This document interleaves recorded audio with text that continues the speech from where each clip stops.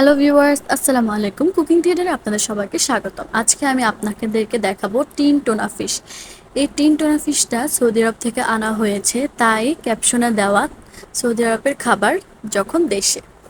So আজকে আমি আপনাদেরকে টিন টোনা ফিশ রান্না করা দেখাবো।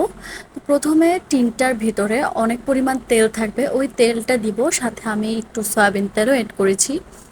এরপর আমি এখানে পেঁয়াজ কুচি দিব, সাথে টমেটো কুচি দিব। পেঁয়াজ কুচিটা যখন হালকা নরম হয়ে আসবে তখনই টমেটো কুচিটা দিবেন।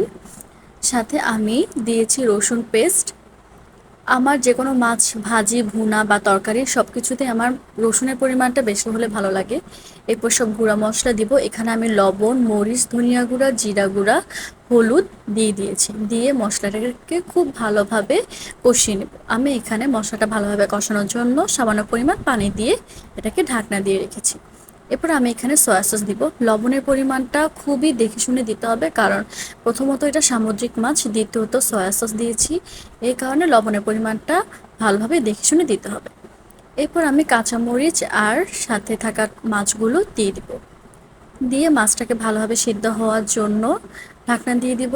ঢাকনা উঠিয়ে ধনিয়াপাতা দিব। এই তো দেখেন, একদম ঝুরি ভাজা হয়ে গেছে।